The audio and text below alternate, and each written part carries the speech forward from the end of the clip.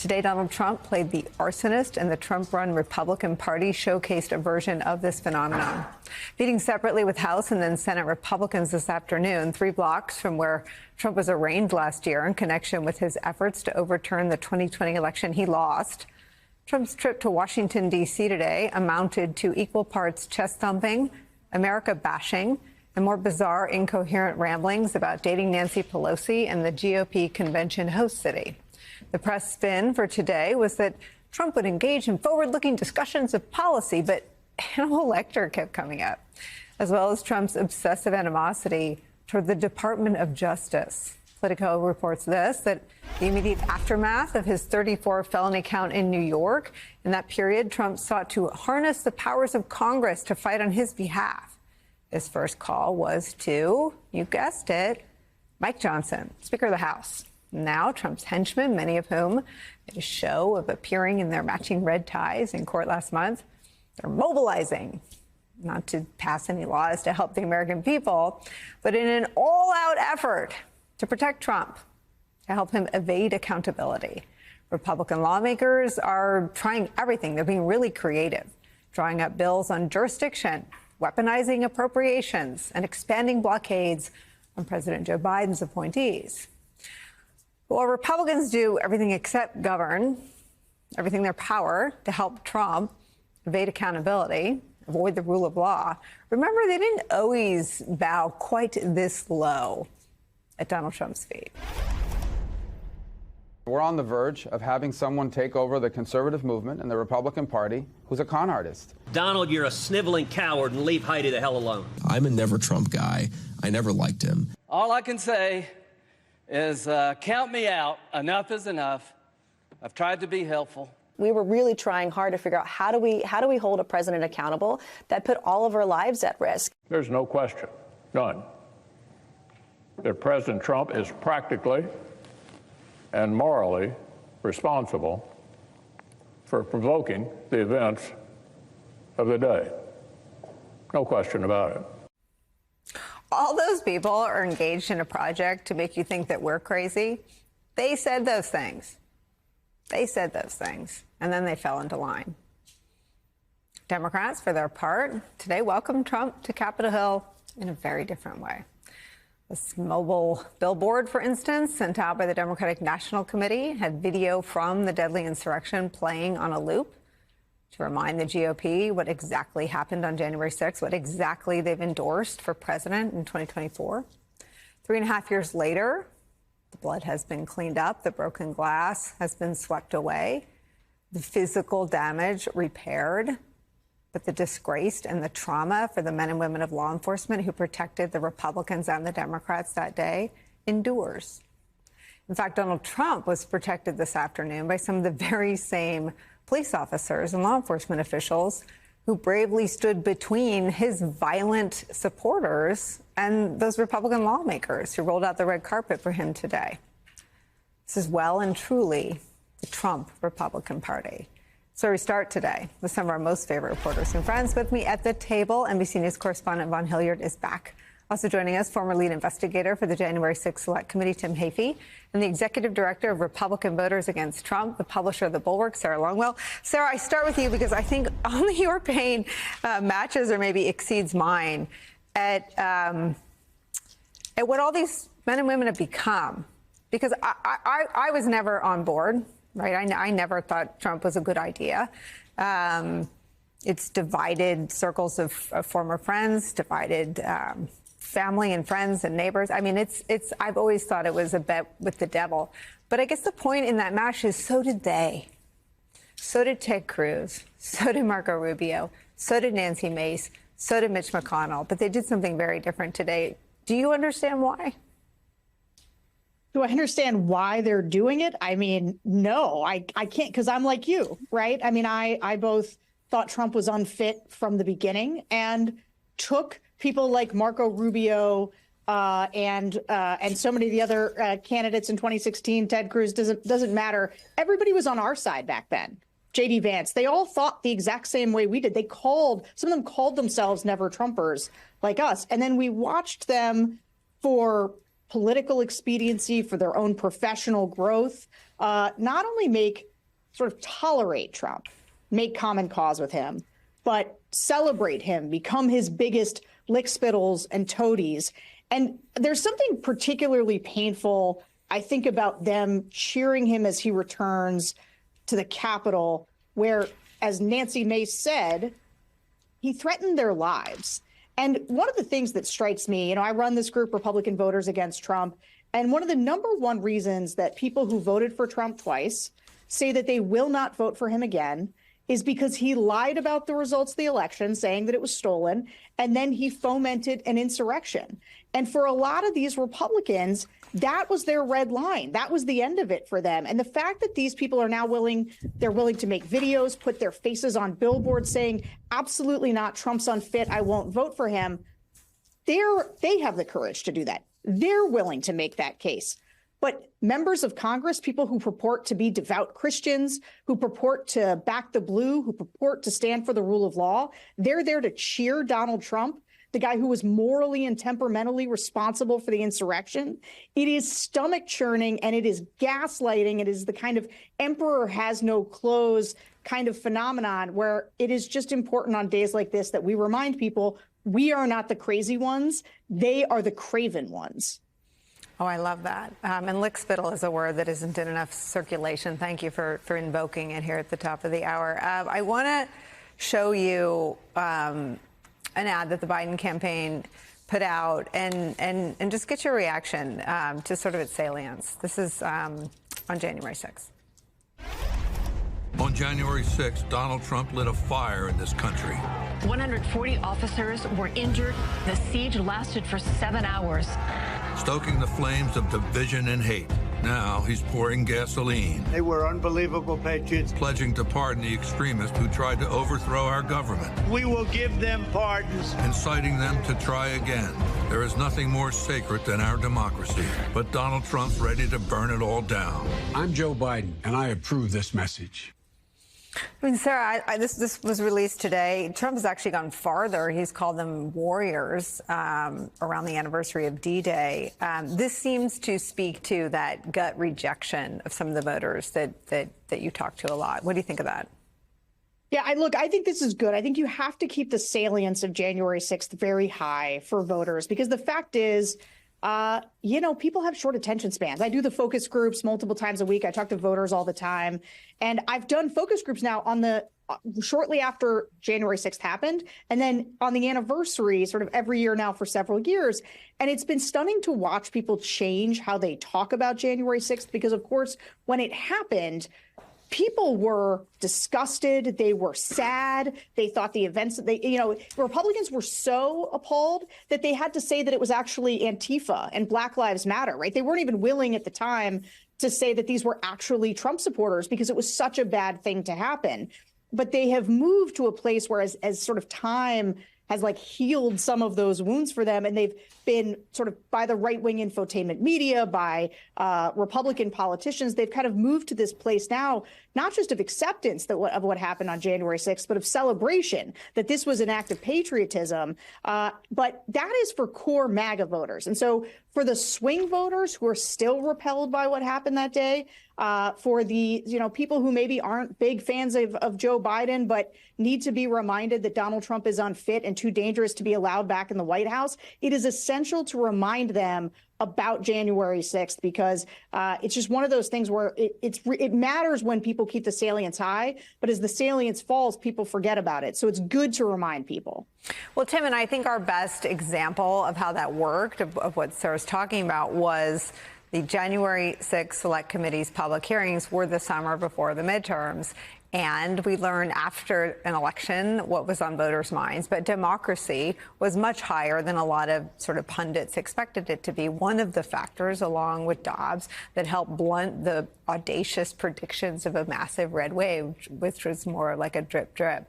The facts of January 6th include Trump's voracious appetite for the violence. Let me play some of Cassidy Hutchinson's testimony about Trump's enthusiasm for the removal of the mags, which are there for one reason, to make Secret Service aware of anyone carrying a weapon. When we were in the offstage announce tent, I was part of a conversation I was in the vicinity of a conversation where I overheard the president say something to the effect of, you know, I don't effing care that they have weapons.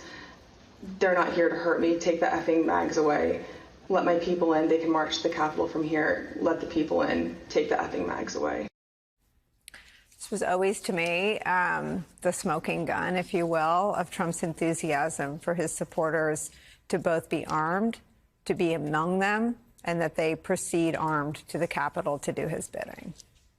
Right, exactly right, Nicole. In addition to that clip from Cassidy in the hearings, we also developed this really powerful vignette of the January 5th, the evening before the attack on the Capitol. The president was in the Oval Office. He gathered a group of young staff, and the door was open, and he could hear the January 5th crowd, you know, the Ali Alexander, Mike Flynn speeches.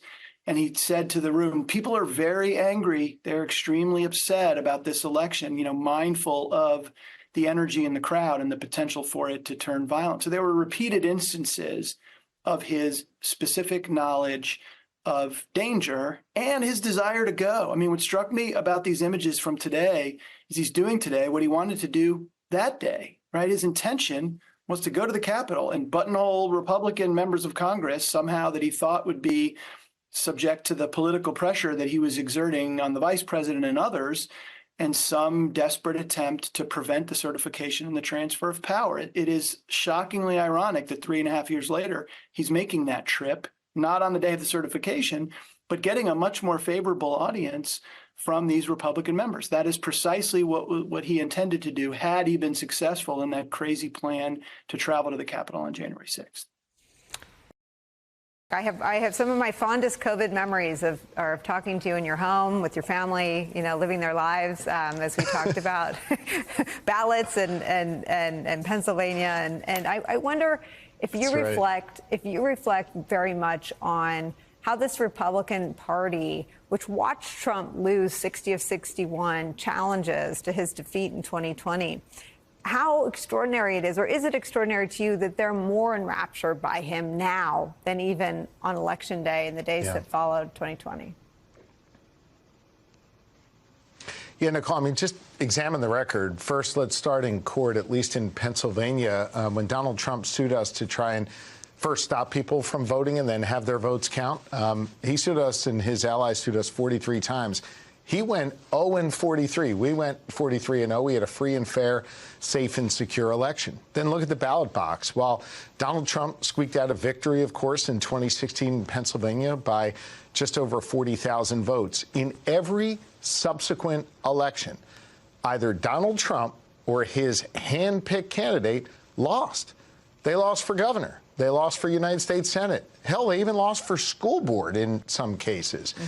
This is a guy who has lost every step of the way. Yet these people keep following. I mean, I had to laugh today when some of those senators were like standing up there applauding him. The same people that were saying after January 6th that he didn't have a place there, that he had stoked violence against them. Now they're all lining up and they're just showing themselves to be profoundly and pathetically weak people who don't swear allegiance to a flag, but rather just to Donald Trump, who are people who have lost really just the sort of core vision of, you know, Ronald Reagan's Republican Party, the Republican Party that you worked for in a really noble and honorable way. That's all out the window. Now they just look straight to that one man, a man who has delivered them loss after loss after loss here in Pennsylvania and across the country. And why they continue to follow them in many ways is a reflection on just the weak people that they are more than anything else. I mean, it is the perfect encapsulation of the Trump Republican Party. I'm a student of Sarah Longwell's efforts to create permission structures for Republican voters who saw this and want to walk away. And I wonder what you see. I mean, you're very sort of hands-on in Pennsylvania. How do you assess the politics in Pennsylvania today? Well, look, I can tell you here in Pennsylvania, we're actually focused on 3 letters, GSD, get, stuff done every single day. And, you know, I'm the only governor in the entire country with a divided legislature, a Senate led by Republicans, a House led by Democrats. Yet we've been able to make historic investments in education and public safety, economic development. We've protected our freedoms. And by the way, we've also cut taxes 3 times. We're actually showing people that you can govern together. You can bring Republicans and Democrats together. And here in Pennsylvania, I think people appreciate the fact that we put points on the board for them every day, and we focus on common sense things. What I think a lot of folks here in the Commonwealth are concerned about is the chaos that Donald Trump would bring back if he's given the keys to the White House again. I mean, think about it. Donald Trump has pledged to do away with Obamacare. That means 1.2 million Pennsylvanians would no longer have access to health care. He's pledged to roll back all the great infrastructure work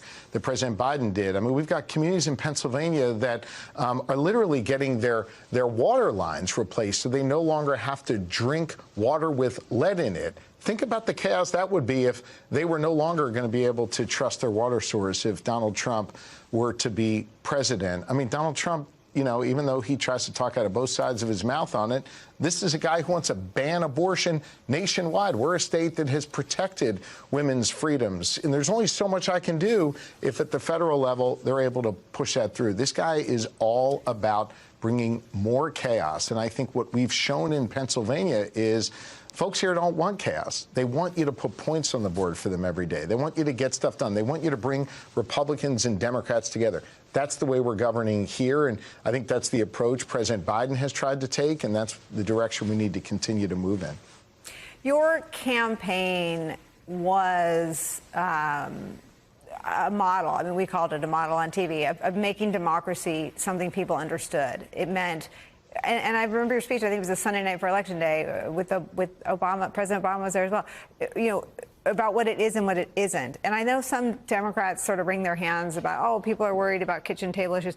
Democracy is a kitchen table issue, because if you can't decide whether or not, you know, what to do with your own body, whether or not to have an abortion, if a pregnancy is not viable or not what your family has planned, that is not life in a democracy. What is your sort of advice for how to have the conversation about democracy and how to make it a kitchen table issue for voters? Yeah. Well, look, I don't know if the president needs my advice on this, but I'll just tell you what we've done in Pennsylvania and what has clearly worked at the ballot box and what Pennsylvanians have reacted really well to during my time in office. And that is making sure that everyone here has the freedom to chart their own course and the opportunity to succeed, that we expand real freedom and protect it here in the Commonwealth. And yes, that does mean women get to make decisions over their own body, that you get to marry who you love. But it also means that you don't have arbitrary requirements stopping you from getting a job. That's why I did away with the college degree requirement for 92% of our state government jobs. It means that all children of God in whatever zip code that they're from have a good quality education. That's real freedom. It's real freedom to be able to walk down the street and not fear gun violence is going to cut your life short. It's real freedom to know that even in towns that had a strong and rich legacy in the steel mills and the coal mines that have shuttered, that there's still going to be opportunity for you there in those towns. You don't have to go somewhere else to find that opportunity. That's real freedom, and that is what we're focused on delivering every day in Pennsylvania. And I think at the end of the day, that's what the American people want, Democrats and Republicans alike. They want a commander-in-chief. They want a leader that is going to help work to perfect our union, to lift people up, to have a positive vision for this nation, and every single day focus on expanding freedom. And freedom comes, as I said, in many forms. Your fundamental right to govern your own body, and the economic freedom you get by having a job or a great quality education. That's what we're doing here in Pennsylvania, and that is what I hope to see more of all across America. The moment requires extreme candor with the voters. 1, because voters deserve it. 2, because it's what they respond to. And 3, because the stakes are so high in November. You got real on Monday night. You accused Trump of shit-talking America. Say more. Look, I I just think we want a leader who's going to recognize all of the wonderful things that exist here in America, who doesn't have a hard time saying this is the greatest country on earth, who can acknowledge the fact that more people went to work this morning in America than at any other time in our nation's history, and that's a good thing, that we're producing more energy than ever before, and that's a good thing, that we're outcompeting China for the first time, and that's a good thing. And it doesn't mean that we're a country without challenges. It doesn't mean that we don't have to keep working to perfect our union and working to bring more equity into our system and working to make sure our classrooms are better funded and working to make sure that there are more people with access to economic opportunity in their communities, particularly in rural America. It doesn't mean that there aren't challenges, but come on. We want a commander-in-chief. We want a leader who loves this country and who's willing to stand up for it and fight for it and loves all American people, no matter what they look like, where they come from, who they love, who they pray to. And I think that's what we get in Joe Biden. And that is decidedly the opposite of what Donald Trump continues to put forth. He insulted one of America's greatest cities today. I mean, come on. That is not fitting of a leader, Democrat or Republican. I think the American people, certainly the people of Pennsylvania that I interact with every day, Republican and Democratic alike, they love this country. So why the hell shouldn't we have someone running for president who loves this country just as much as we do? In Joe Biden, we have that. In Donald Trump, we just have a guy who keeps whining every single day and putting down this nation. And frankly, the other night, I'm just sick and tired of it. And that's why I said what I said, and I stand by it. I love what you said. I mean, I worry that we sand off the edges. We bleep out, we say get stuff done instead of get shit done. I mean, that's what people want. And your resonance as a governor speaks for itself. Your success in the election, your success as a governor, you're getting things done for your constituents, but also as a messenger for the president. How much do you plan to be out there delivering this very message over the next 5 months? Look, I'll be out there as much as the president and his team want me to be. I got a primary responsibility politically, and that is to make sure he wins here in Pennsylvania. I'm going to continue to do everything in my political power to do that, to tell the story of what the president has accomplished, to contrast that with the chaos that Donald Trump would bring back to this nation. And listen, I mean, Nicole, this isn't theoretical. This guy was in charge for 4 years. And we were worse on job creation. We were worse in our economy. We were worse when it came to our standing in the world. And it doesn't mean that there aren't challenges today that we continue to have to work on, particularly some of the economic challenges that we're facing here in Pennsylvania and all over the country. But we've got to make sure that we remind people of that clear contrast of how bad it was under Donald Trump and how much progress we've made under Joe Biden. Not perfect, but the progress that we've made, and we've got to keep moving in that direction. And I'll continue to speak out about that here in Pennsylvania and anywhere the president needs me to be across this country.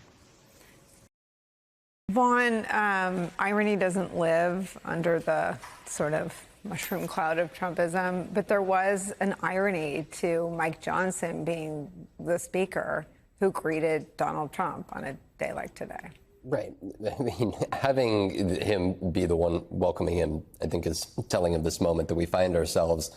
But also somebody like Nancy Mace inside of that meeting room today. Donald Trump explicitly giving her a shout out after helping her win her primary just this last week in South Carolina. Nancy Mace was, some of us were talking about going to be the future of the Republican Party in the days after the January 6th attack. She was voted in, rightfully, for the first time in November of 2020. And she then made the TV rounds saying that she and others could be the voice of the new Republican Party. They needed to turn the page, move away from Donald Trump. And then I was out there in South Carolina in 2022. That summer, Donald Trump was up on stage calling her a rhino, trying to get her eliminated from office. She narrowly won her reelection, and she even told me at the time, look, the Department of Justice is going to do their work, and they're going to find if anybody did a crime related to January 6th, then they will bring the appropriate charges. Well, the Department of Justice did exactly that, but Nancy Mace is speaking a different tune. And the message that was sent from Donald Trump to every other House Republican in that room was that you may have turned your back on me at one point, or you may cross me at some point, but ultimately you are safe in this Republican Party, if you come back and you stand beside me. Nancy Mace is the representative of that. If you take those words of hers after January 6th, when she said that she was hiding her kids that day of the attack, to where she finds herself now in the summer of 2024.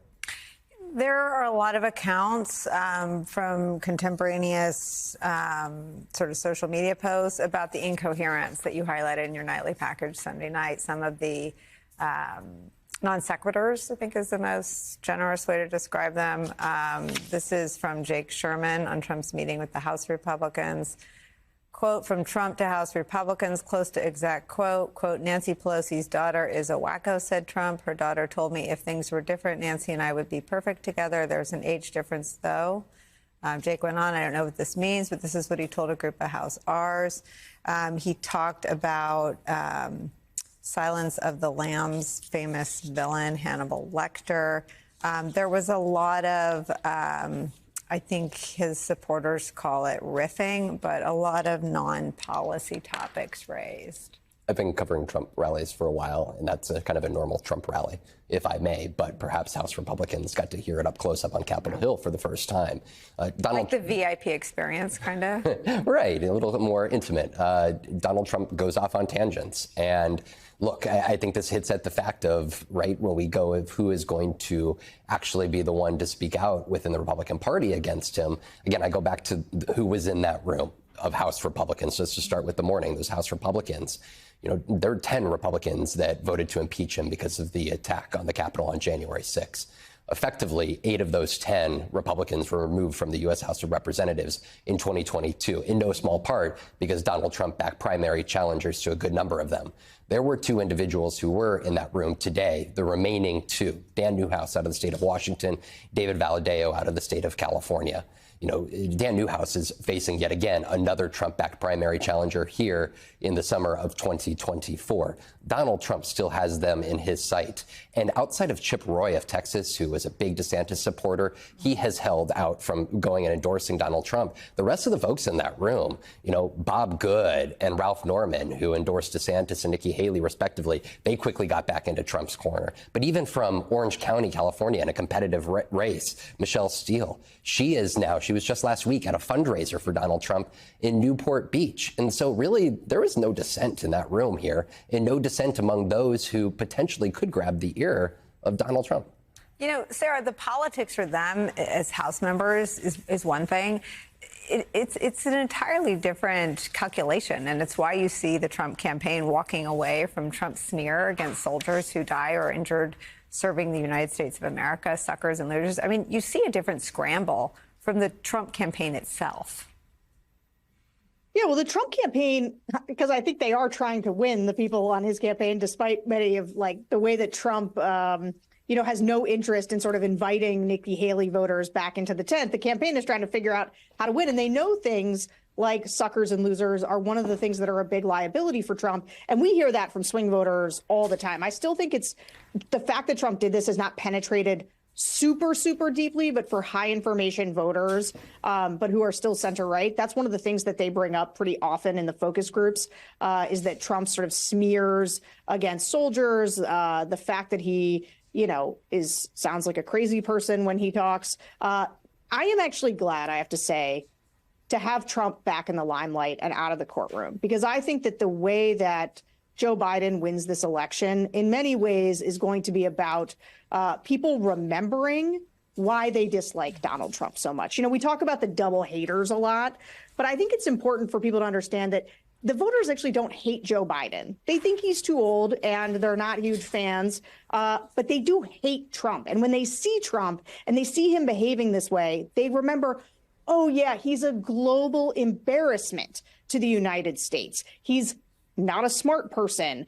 This person shouldn't be within 1,000 feet of the White House, not the least of which the Capitol, because he fomented an attack on it. And so, good, Donald Trump, get out there, be Trump, remind America who you are, and let's hope that America rejects you again, like they did last time in 2020. So, Tim, I spent an inordinate amount of time really trying to understand arsonists and what they do today to make sure that was accurate. And it is a criminal mind for an arsonist to want to go back and admire the scorched wreckage. It is unprecedented. I couldn't find in the couple folks that I spoke to out west anyone who had been celebrated by the people who lost homes or lost structures or lost land in a fire set by an arsonist. I mean, the parallel is stunning when you think of it that way. He sought to attack the building. His supporters went with weapons. Your investigation unveiled presidential detail audio of the kinds of weapons. They included AR-style weapons, a guy in camouflage hanging from a tree between the White House and the Capitol. They were engaged in, quote, medieval combat, the likes of which Officer Gonell hadn't seen since his time in combat in the military. I mean, just remind people what is beyond dispute, what the facts are of what Trump did on January 6th. Well, he sat and watched, Nicole. He set the fire to follow your arsonist example, and then he sat by and watched it burn, right? He gave an incendiary speech encouraging people to march to the Capitol, to fight like hell, or you won't have a country anymore. And then when that fuse was lit by those incendiary words, he sat back and he watched, despite repeated attempts by people very close to him, including his own family, his own chief of staff, his own White House counsel. He sat by, and by all accounts, he watched the violence unfold. He was very plugged in, as always, to television news coverage, and he just refused to issue any kind of statement asking that people disperse, asking that people go home. To the contrary, what he did was he issued a couple of tweets criticizing Mike Pence, calling him a coward, encouraging people to stay peaceful, remain peaceful, essentially saying, stay at the Capitol. It's fine. Just don't hit cops. And then it wasn't until 187 minutes after the Capitol was breached that he finally issued this statement, basically saying, "Yeah, we love you. The election's been stolen, but go home in peace." Praising the people that had stormed the Capitol. Those are the facts. And all of this time later, since January 6th, since our extensive investigation, no one has really questioned those facts. There's really no counter-narrative, credible counter-narrative that I've heard. Going back to the scene of the crime is hubris. Arsonists do that because they're proud of their work. And that's what we're seeing today. There's a hubris that he can get away with it, that he can return to the scene of that crime and generate the kind of sycophantic love that he's generating today. It's very similar ego-driven hubris that's motivating that visit.